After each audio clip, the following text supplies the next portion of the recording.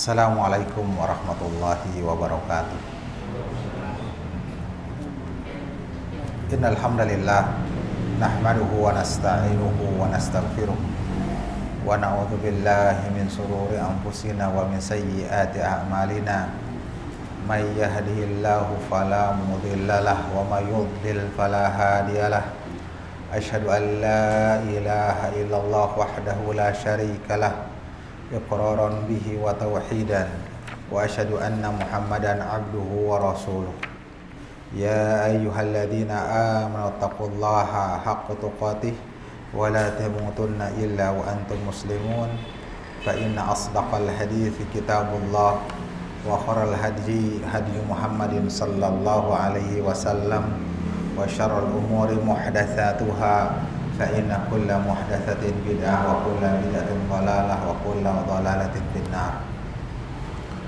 Hadirin jamaah kaum muslimin, ikhwan dan akhwat yang semoga Allah Subhanahu wa taala merahmati kita di pagi hari ini, kembali bertemu dalam kajian rutin di awal bulan mengkaji kitab yang disusun oleh Syekh Muhammad bin Abdul Wahhab, risalah yang ringkas namun syarat dengan makna, karena di dalamnya terdapat kaidah-kaidah yang dalam yang diambil dari Al-Quran mengenai bagaimana kita memahami tauhid dan juga bagaimana memahami hakikat kesyirikan.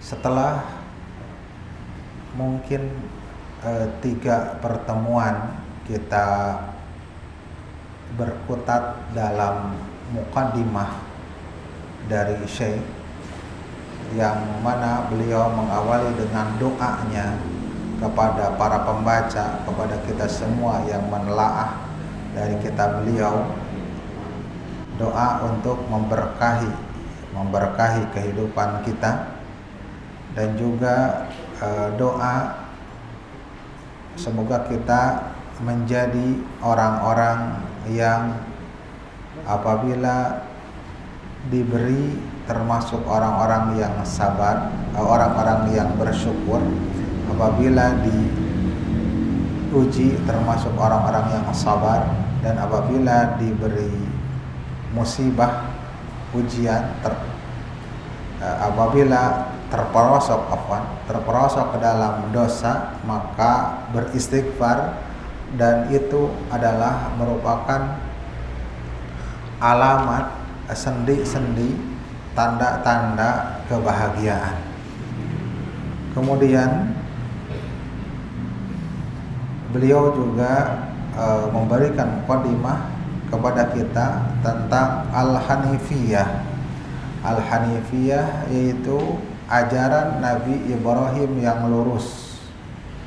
Beliau sebagai bapak tauhid, tokoh tauhid yang juga melahirkan keturunan-keturunan dari kalangan para nabi, sampai Nabi kita Muhammad sallallahu alaihi wasallam. Kemudian barulah kita akan masuk kepada kaidah-kaidah dalam memahami kesyirikan ini. Kita masuk kepada kaidah yang pertama. Al-qaidatul ula, kaidah yang pertama. An ta'lama annal kuffara alladhi qatalahumur Rasulullah sallallahu alaihi wasallam muqirruna bi anna Allah ta'ala huwal khaliqul mudabbir wa anna dhalika lam yudkhilhum fil Islam.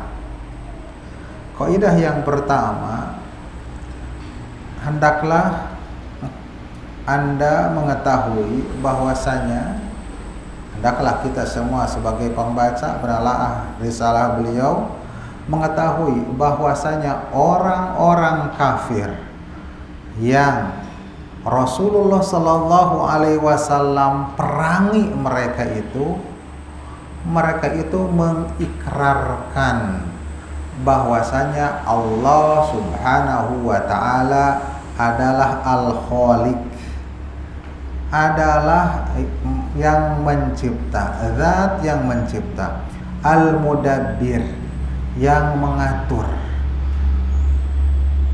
Wa anna dzalika, sedangkan dengan keadaan hal itu,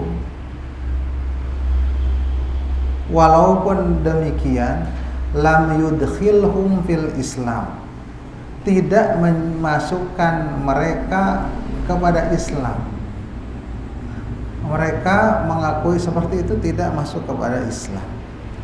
Dalilnya adalah firman Allah Subhanahu wa Ta'ala dalam surat Yunus ayat 31, Qul may yarzuqukum minas sama'i wal ardi, katakanlah siapa yang memberi rizki kepada kalian dari langit dan dari bumi.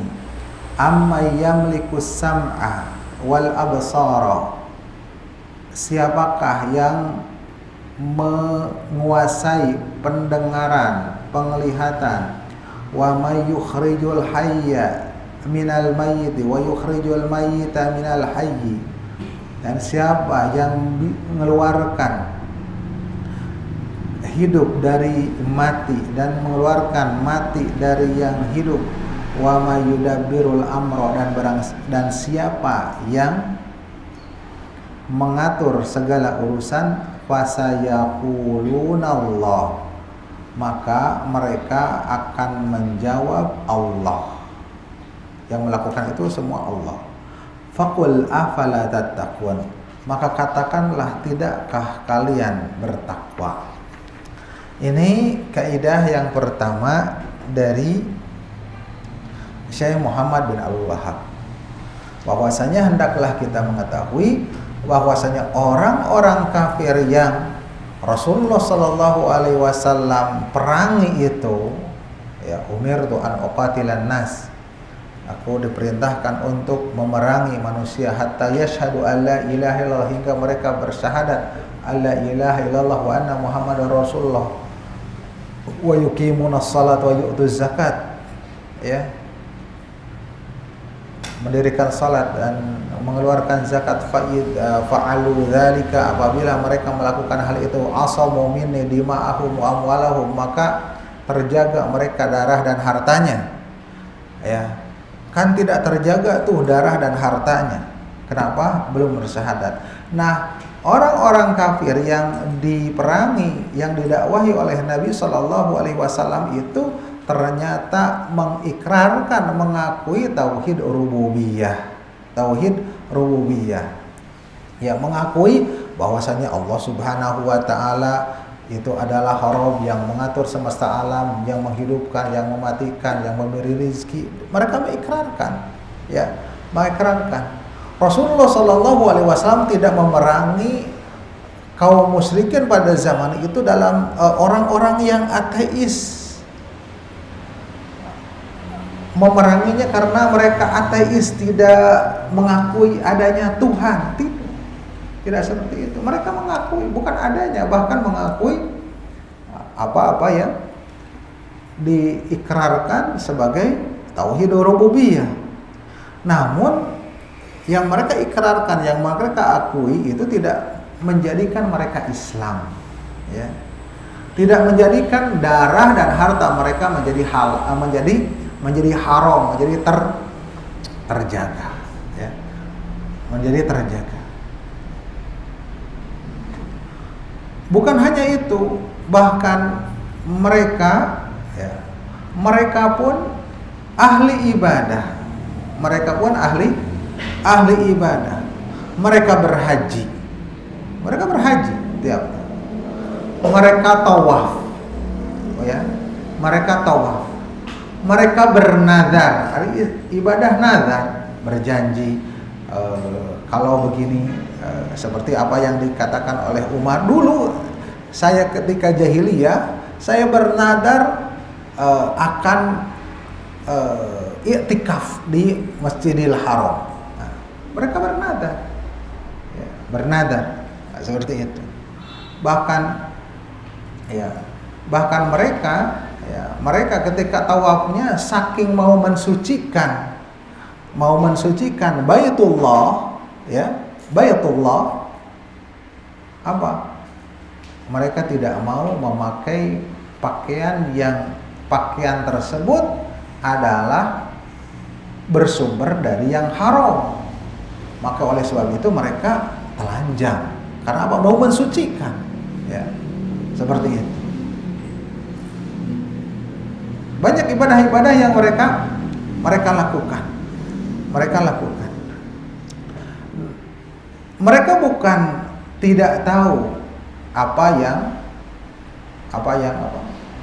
yang diserukan oleh Nabi Shallallahu Alaihi Wasallam tentang syahadat alla ilaha illallah. Mereka bukan tidak tahu. Karena tahu apa yang menjadikan konsekuensi bahwasanya menjadikan Rabb, menjadikan ilah itu satu, konsekuensinya begini dan begitu, menghilangkan yang lainnya, maka mereka menolaknya. Jadi sekedar mengetahui, sekedar mengikrarkan, sekedar meyakini bahwasanya Rabb adalah Allah, pengakuan rububiyah itu tidak menjadikan seseorang itu menjadi muslim. Jangankan kaum musyrikin,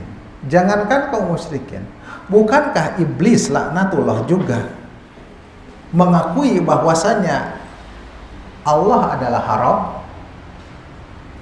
Rabbi, fabima aghwaytani la'aqudanna.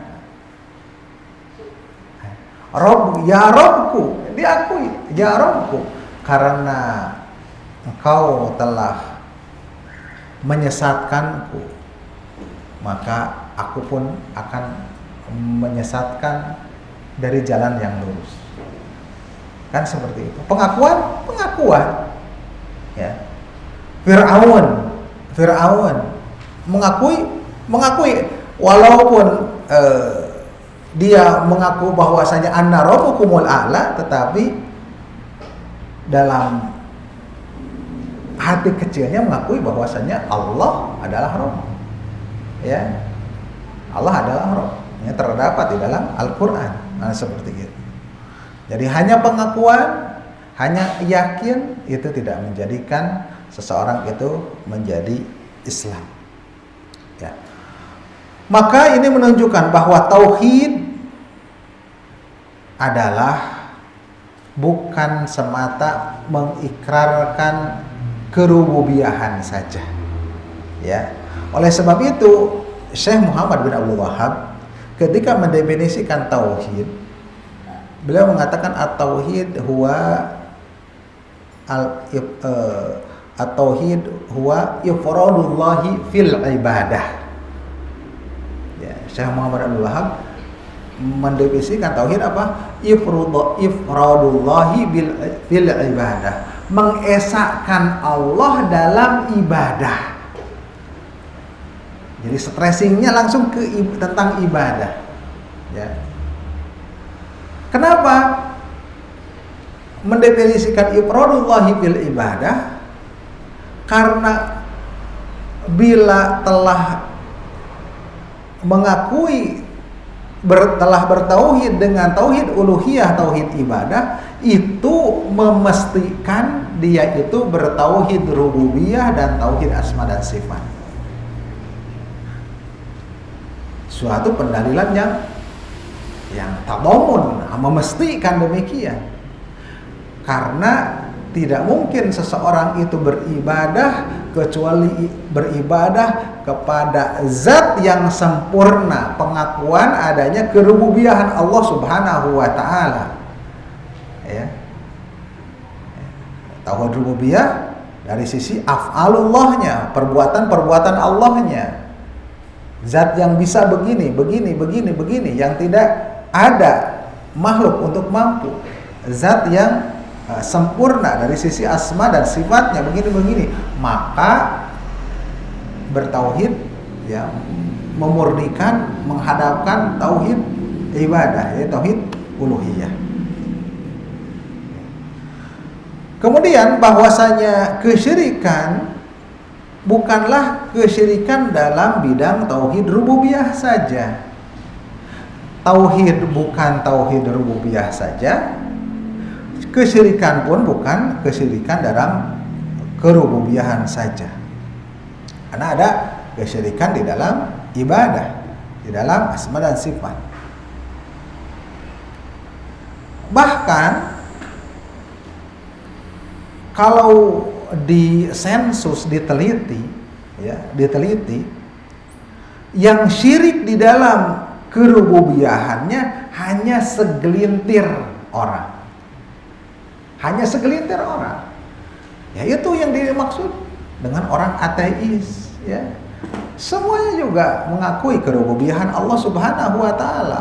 Allah adalah Rabb, Allah adalah Tuhan. Ya.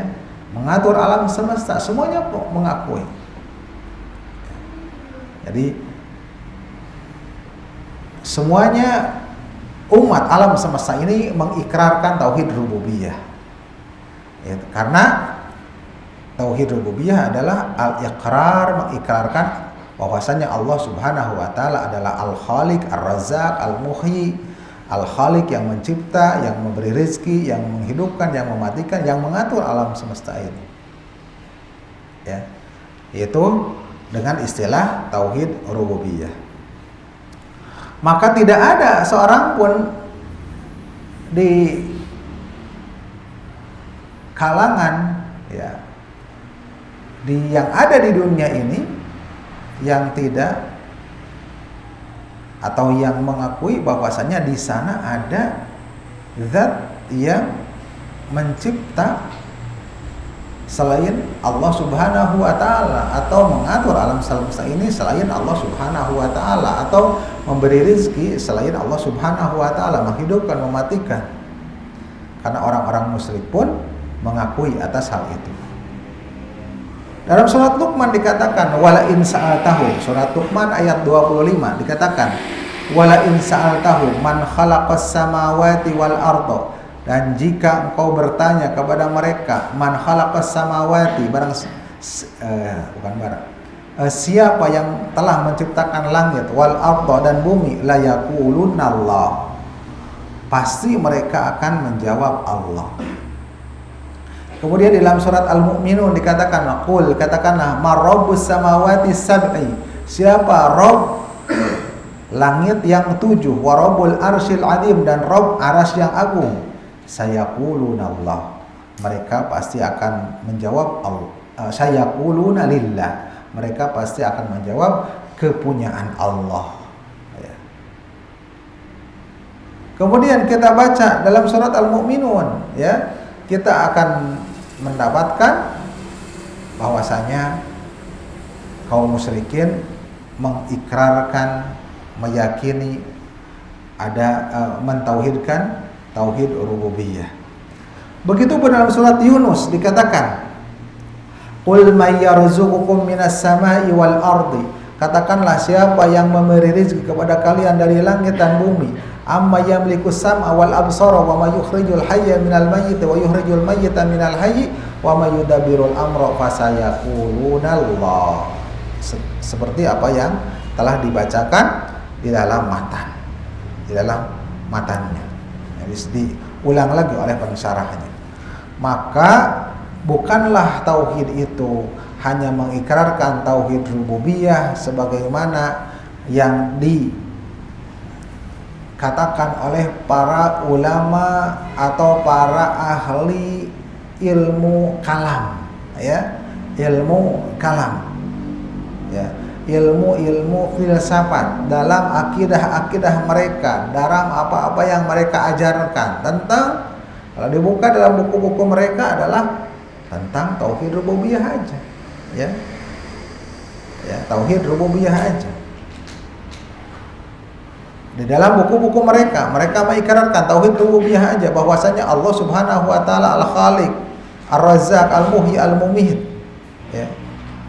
Mereka mengatakan Allah adalah zat satu-satunya, tidak ada yang lainnya. Allah adalah yang mempunyai sifat, tidak ada yang serupa dengannya. Allah adalah satu-satunya yang bisa melakukan begini dan begitu, ya, yang telah melakukan ini dan itu, seperti itu. Dan itu semuanya adalah tauhid rububiyah, ya. Jadi kalau kita melihat buku-buku ahli kalam, maka buku mereka kita akan dapatkan, ya, tidak akan keluar dari pembahasan hanya bersifat tauhid rububiyah, ya, tauhid rububiyah yang ini disepakati. Bahkan gerakan-gerakan dakwah yang mereka dengung-dengungkan, mereka ngajak sholat, mereka ngajak ini dan itu. Tapi kalau berbicara masalah tauhid adalah sekitar tauhid rububiyah. Ya. Yang kita dengar, yang saya dengar, gerakan-gerakan dakwah kebanyakan, ya, ini berkaitan dengan mendakwahkannya tauhid rububiyah saja. Ya, tentang rezeki, tentang ini, tentang itu, ya, tentang penciptaan, tentang kekuasaan, ya, berbicaranya hanya seperti itu, ya. Dan itu adalah bukan tauhid yang menjadi tujuan diutusnya para rasul, karena pengikraran tentang hal itu sudah, ya, pengikraran tentang hal itu sudah diakui, ya. Berbicara masalah itu terus menerus tidak ada manfaatnya atau kurang manfaatnya, ya, karena itu sudah diikrarkan oleh orang-orang musyrikin zaman dulu, ya, orang-orang yang dianggap kafir, ya, orang-orang yang keyakinan tersebut tidak mengeluarkan dari kekafiran mereka dan tidak memasukkan mereka kepada Islam, dan itu adalah kesalahan yang besar, ya, kesalahan yang besar. I'tiqad yang seperti itu telah diyakini oleh Abu Jahal. I'tiqad seperti itu telah diyakini oleh Abu Lahab, ya. I'tiqad seperti itu. Atau banyak orang-orang yang termasuk ahli-ahli thaqafah, ahli wawasan Islam, ahli tarbiyah, ya, ahli pendidikan, ahli-ahli yang lainnya itu juga berbicara selalu mengenai tauhid rububiyah saja, tidak masuk kepada tauhid uluhiyah. Sedangkan tauhid uluhiyah, tauhid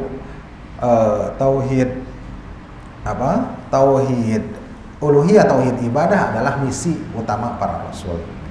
Lantas kenapa tauhid itu dibagi menjadi tiga, ya, dibagi menjadi tiga? Karena apa? Kenapa para ulama dibagi menjadi tiga? Pembagiannya itu hasil dari istiqra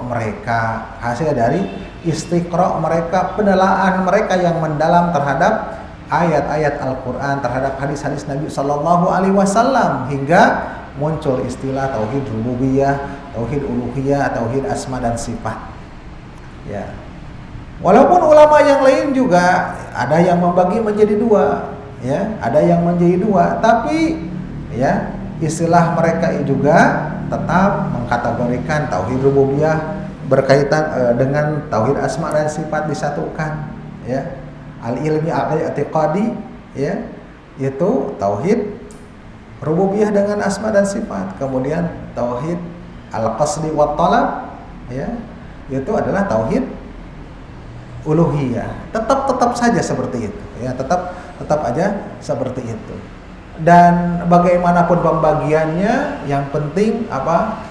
Dalam rangka para ulama itu memahamkan kita semua dalam masalah ini. Dan kenapa dibagi seperti itu? Karena juga terdapat penyimpangan dalam masalah itu. Dan bagi tauhid uluhiyah, karena ada penyimpangan di dalam tauhid uluhiyah. Kenapa ada tauhid asma dan sifat? Karena banyak penyimpangan juga di dalam tauhid asma dan sifat, ya, yang seperti itu. Dan itu bukan suatu kebidahan. Sebagaimana mungkin antum di antara antum ada yang belajar bahasa Arab, ya, ada kalimat dibagi menjadi tiga, isim, fiil, huruf, seperti itu, dalam rangka memahamkan, ya, dalam rangka memahamkan. Dalilnya mana? Apakah ada dalil yang menyebutkan kalimat itu? Itu hasil istiqro, hasil dari istiqro, hasil dari penelaahan bahwasanya kalimat kata-kata di dalam bahasa Arab itu cuman ada 3, ada yang isim, ada yang fi'il, ada yang harf gitu, seperti itu. Ya. Kemudian kita masuk kepada kaidah yang kedua. Ya. Ini yang saya khawatirkan dengan judul yang tertera di dalam poster, pasti ini akan melebihi. Ya, karena yang poster kaidah pertama saja. Al-qaidatu tsaniyatu, kaidah yang kedua, annahum yaqulun, bahwasanya mereka mengatakan ma da'awnahum wa tawajjahna ilaihim illa li talabil qurbati wasyafa'ah. Bahwasanya mereka mengatakan kami tidak berdoa meminta kepada mereka, kami menghadapkan terhadap mereka ini, kami tidak menghadapkan kepada mereka ini kecuali untuk sebagai perantara, pendekatan dan syafaat, dan sebagai syafaat, dan sebagai meminta syafaat terhadap mereka. Fadalilul kurbati, maka dalil kurbah, pendekatan, ya, pendekatan taqarrub, ya, adalah firman Allah Subhanahu wa taala, walladzina takhudhu min dunihi, dan orang-orang yang mereka menjadikan min dunihi, dari selainnya, auliya, wali-wali, ya, menjadikan wali-wali selain Allah. Mereka mengatakan ma na'buduhum illa liqarribuna ilallahi julfa, kami tidaklah beribadah kepada mereka kecuali ingin mendekat, supaya mereka mendekatkan kami, ya, mendekatkan kami ilallahi, kepada Allah, zulfan, sebagai perantara. Innallaha yahkumu bainahum fima fihi yakhtalifun, sesungguhnya Allah Subhanahu wa taala menghukumi di antara mereka fima hum fihi yakhtalifun, pada apa-apa yang mereka padanya mereka berselisih. Innallaha la yahdi man huwa kadzibun kafar, sesungguhnya Allah Subhanahu wa taala tidak memberi petunjuk kepada orang yang dia itu kadzibun kafar, yang berdusta dan kufur. Kaidah yang kedua, bahwasanya orang-orang musyrik yang Allah Subhanahu wa taala namai mereka, beri predikat mereka itu kaum musyrikin, ya, dan menghukumi mereka itu dengan kekal di dalam neraka, mereka itu tidak mensyarikatkan Allah Subhanahu wa taala, tidak menyekutukan Allah Subhanahu wa taala dalam rububiyah. Hanyalah mereka mensyarikatkan, menyekutukan Allah Subhanahu wa taala dalam uluhiyah. Fahum la yaquluna inna alihatahum takhluqu wa tarzuqu Allah. Mereka tidak mengatakan bahwasanya ilah-ilah mereka yang mereka sembah itu, ya, bahwa ilah mereka itu yang menciptakan, ilah itu ilah di antara mereka yang memberi rezeki, ya, selain Allah, ya, selain Allah. Wa annahum yanfa'una aw yaduruna, ya, dan mereka juga tidak mengikrarkan bahwa mereka itu memberi manfaat atau memadorotkan atau mengatur alam semesta ini bersama Allah, ya. Hanyalah mereka menjadikan itu syufa'ah, memberi syafaat. Memberi syafaat itu seperti begini, ya. Nah, ini istilah syafaat. Istilah syafaat. Bila seseorang mau melamar kerja, ya, melamar kerja, supaya lamaran kerja itu sampai ke bagian HRD dan itu bisa juga diterima nantinya sama direktur, maka di sana ada penyampai, cing nitip lah ya mah. Nah, itu yang melakukan itu namanya syafaat. Bila bapak di sini atau ibu di sini mau menyekolahkan ke sekolah tertentu yang favorit keluarganya sendiri, ya, kuotanya terbatas, ya, kuotanya terbatas, sedangkan kemampuan anak kita juga terbatas, ya, ya. Bagaimana supaya masuk? Cinglah pang carioskeun ka ustad, sok biasa, ya. Ka ustad anu kan antum mah caket sareng ustad, sareng moderna. Nah, itu juga berbuat syafaatna gitu, ya. Nah, ini mau menyampaikan bentuk peribadahan, ya, meminta kepada Allah Subhanahu wa taala berupa permintaan atau memberikan suatu ibadah, tapi tidak langsung kepada Allah tetapi melewati ini, ya. Meminta kepada Allah tetapi kalau lewat sini aja memintanya, seperti itu, ya.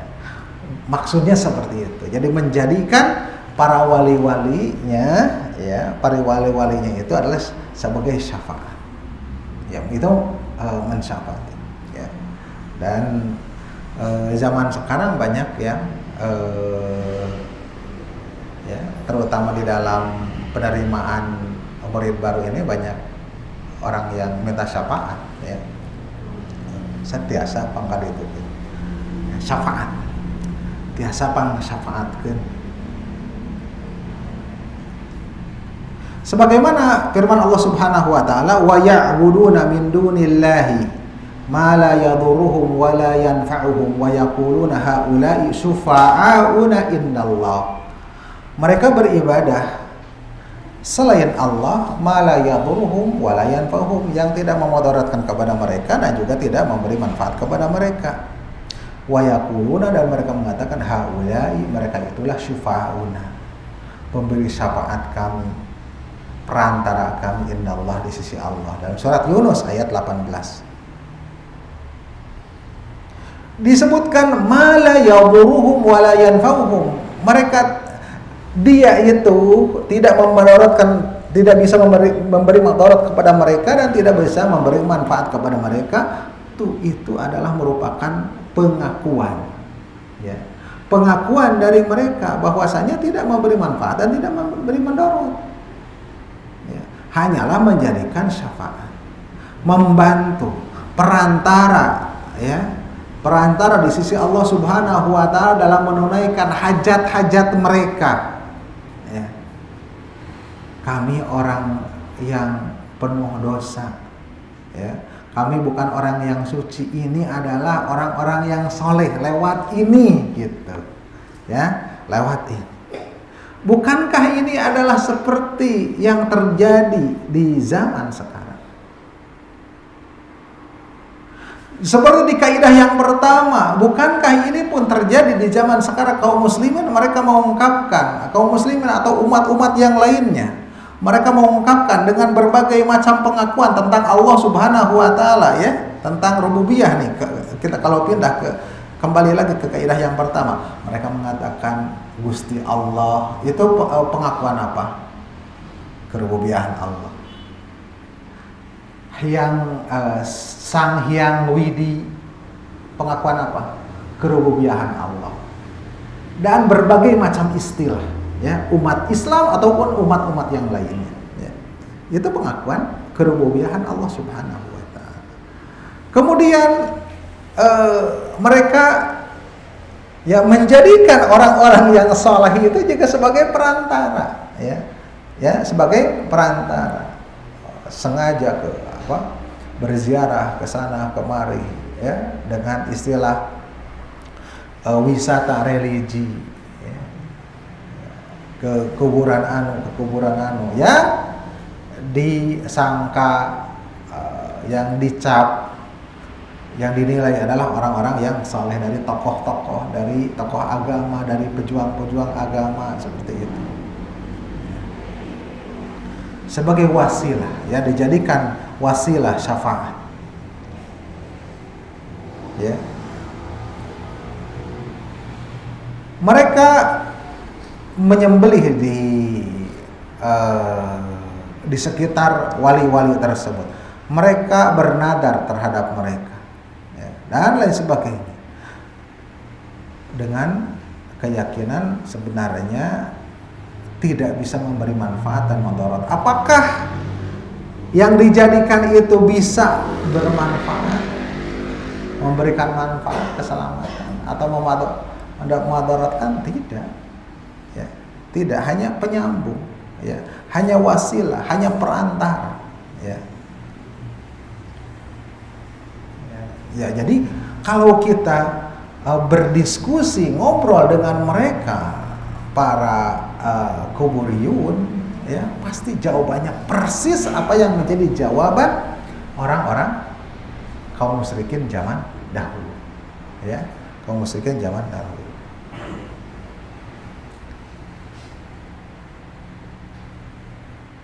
Kemudian di dalam matanya wa dalilu syafaati, dan dalil syafaat ada ya dalam matanya. Qauluhu ta'ala, firman Allah Subhanahu wa ta'ala, wa ya'buduna min dunillahi ma la yadurruhum wa la yanfa'uhum wa yaquluna haula'i syufa'una indallah, yang tadi ya, dalil syafaat. Wa syafa'atu, kata Syekh Muhammad bin Abdul Wahhab, syafa'atan, syafaat itu ada dua macam. Syafa'atun manfiyatun, syafaat yang dinafikan, wa syafa'atun musbatatun, syafaat yang ditetapkan. Dan syafaat yang manfiyah wa kana tutlabu min ghairillah, syafaat yang dituntut, diminta selain Allah Subhanahu wa taala, fi ma la yaqdiru alaihi illallah, pada perkara yang dia tidak mampu atasnya kecuali Allah.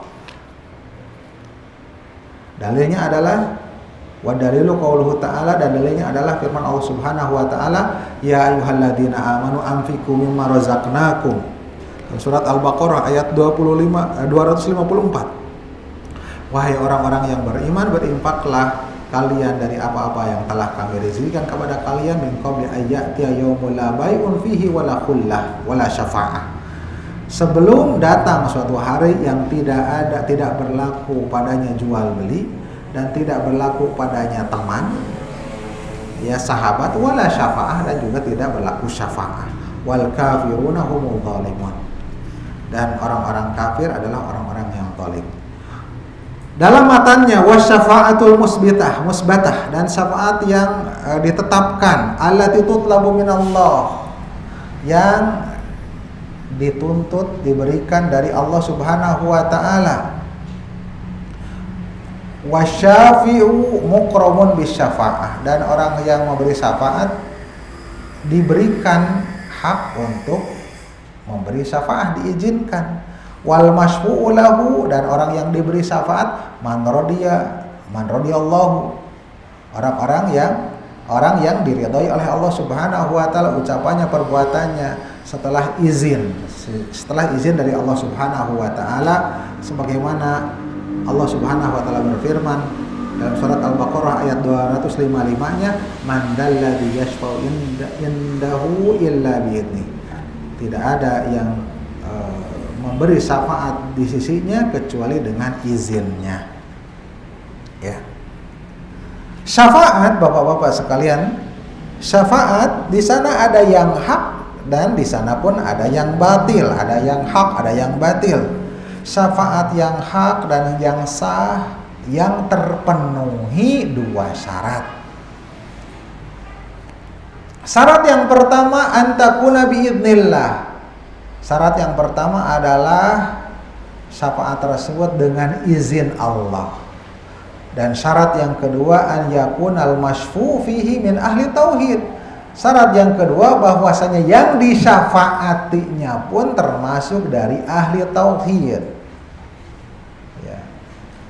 Yang disyafaatinya termasuk ahli tauhid, yakni min usatil muwahhidin, dari kalangan orang-orang bertauhid yang bermaksiat, ahli maksiat dari kalangan yang bertauhid. Apabila hilang salah satu syarat dari dua syarat tersebut, maka syafaatnya itu batal, tidak sah. Man dzalladzi yashfa'u indahu illa bi'idznihi, tidak ada yang bisa memberi syafaat di sisinya kecuali dengan izinnya.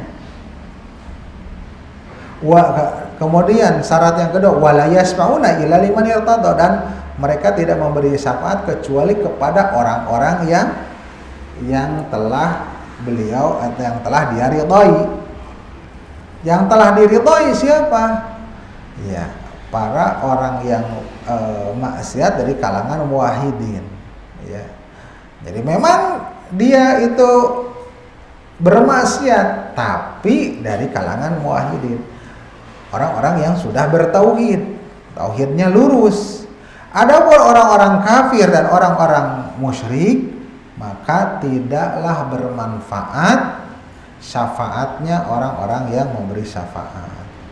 Malil zalimina min hamimin wala syafi'in yuta. Dalam surat Ghafir ayat 18. Tidaklah bagi orang yang zalim itu ada teman yang dekat, wala syafi'in yuta, dan tidak ada yang memberi syafaat yang ditaati. Maka mereka beralasan dengan syafaat, ya, minta syafaat, tetapi mereka tidak mengetahui maknanya, makna hakikat dari syafaat tersebut, ya, makna hakikat dari syafaat tersebut, ya. Mereka meminta dari mereka itu yang dianggap orang-orang saleh dan dari kalangan orang-orang saleh, tapi dengan bukan seizin Allah Subhanahu wa taala.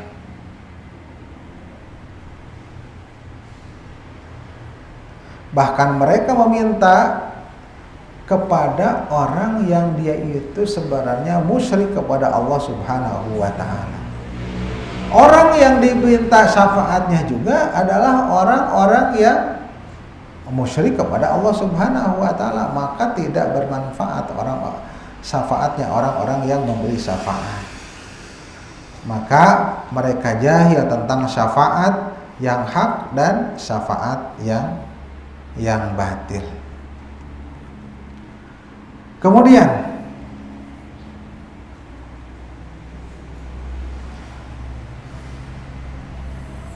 fasyafa'atu, maka syafaat itu ada dua macam.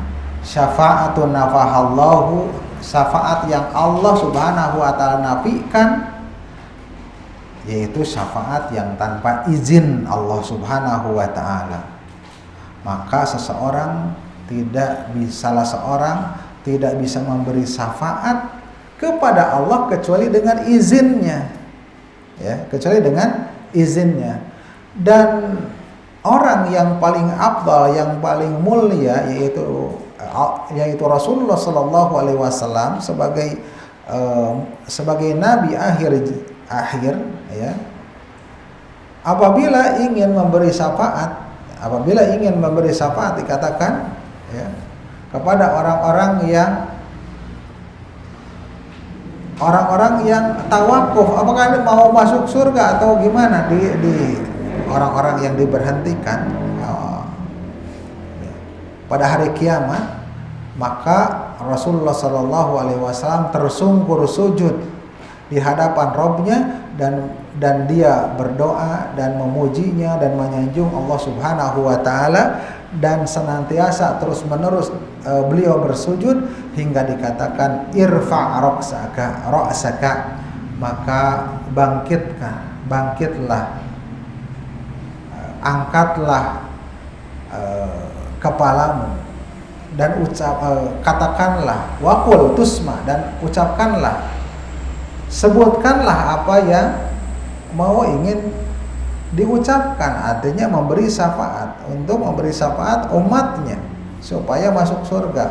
Tusma, kau akan didengar. Wasfa tu syafa, dan memberi syafaatlah, berilah syafaat tu syafa, kau akan diterima syafaatnya. Maka syafaat tidaklah terjadi kecuali dengan izin Allah Subhanahu wa taala, izin Allah Subhanahu wa taala. Jadi kaidah yang kedua ini yang menjadikan bahwasanya menjadikan wali-wali selain Allah Subhanahu wa taala, yang menjadikan wasilah-wasilah perantara-perantara untuk Allah Subhanahu wa taala dengan dalilnya syafaat, maka tidak memenuhi dari apa? Dari dua, yaitu izin Allah Subhanahu wa taala dan juga keridhaan Allah Subhanahu wa taala, hanya ridho kepada orang-orang yang sudah bertauhid. Demikian Bapak Ibu sekalian yang dimuliakan oleh Allah Subhanahu wa taala, dua kaidah dari qawaidul arba ini, 4 kaidah tentang memahami kesyirikan, ya, dicukupkan sampai di sini. Tidak panjang-panjang kajian kita. Semoga Allah Subhanahu wa taala memberikan pemahaman kepada kita dan juga menjauhkan dari dai-dai, dari godaan-godaan yang menyeru kepada kesyirikan-kesyirikan. Dai-dai tersebar dari kalangan mereka, dan kita mudah-mudahan beristiqomah, kita mempelajari hakikat kesyirikan ini dan terus mempelajari hakikat tauhid ini supaya kita bisa teguh di dalamnya. Barangkali ada hal-hal yang ditanyakan, dipersilakan.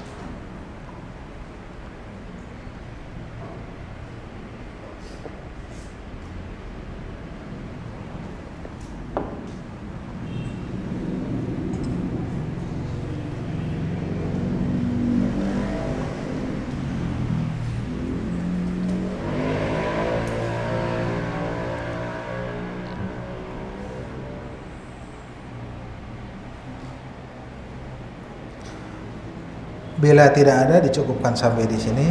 Oh, silakan. Waalaikumsalam. Ini saya sering dengar kalau di YouTube belum ada acara-acara kalau menyebutkan dalam periode Nabi Sallallahu Alaihi Wasallam apa terus mula arwahi juga diwani Nabiya wal Mursalin Mauliya Wasyulihin khususnya Syekh Abdul Qadir Jalani tahun Al-Fatihah. Itu termasuk, ini enggak termasuk yang tadi disebutkan? Ya, itu termasuk dari yang tadi disebutkan. Ya, itu termasuk dari yang tadi disebutkan. Kita kalau bersolawat kepada Rasulullah Sallallahu Alaihi Wasallam, kita bersolawat saja masing-masing. Ya, kalau mau mendoakan kepada yang sudah meninggal dibolehkan, tetapi menjadikan tawasul, ya, dengan hal itu tidak. Tawasul bisa dilakukan dengan amal soleh, ya, dengan amal soleh. Amal soleh hanya bisa diterima dengan dua. Yang pertama ikhlas karena Allah Subhanahu wa taala, yang kedua ittiba terhadap Rasulullah Sallallahu Alaihi Wasallam. Ya, ikhlas karena Allah dan ittiba. Apa ittiba kepada Rasulullah Sallallahu Alaihi Wasallam? Ittiba kepada Rasulullah Sallallahu Alaihi Wasallam yaitu dengan amal-amal, ya, amal soleh juga, ya, amal-amal soleh yang lain seperti, ya, kita bersedekah, kita membaca Al-Quran, tetapi membaca surat tertentu dengan dikomandoi, ya, itu tidak dicontohkan oleh baginda kita Rasulullah Sallallahu Alaihi Wasallam. Ya.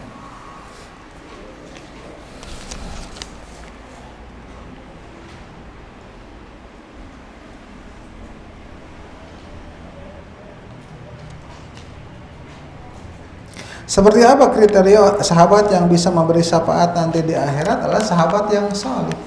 Ya, sahabat yang soleh bisa memberi syafaat kepada kita. Tapi berdasarkan izin dari Allah Subhanahu wa taala. Sahabat yang saleh yang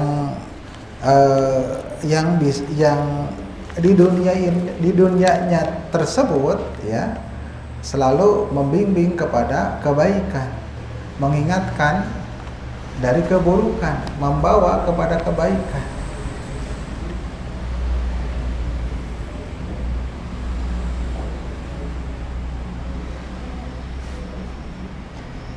Kenapa orang-orang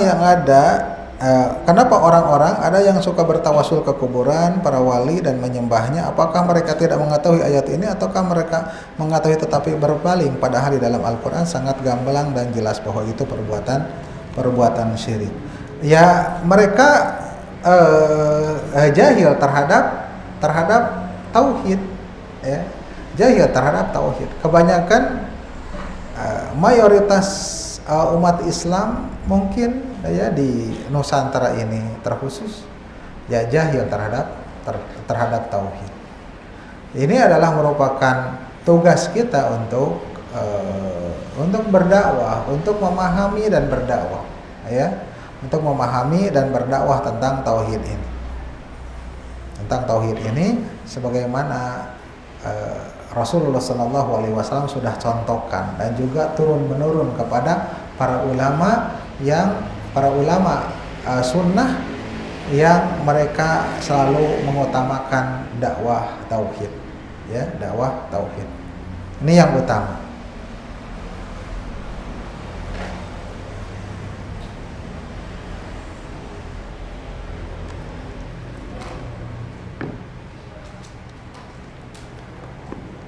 Baik, saya tutup sampai di sini. Subhanakallahumma wa bihamdika asyhadu an la ilaha illa anta astaghfiruka wa atubu ilaik. Wassalamualaikum warahmatullahi wabarakatuh.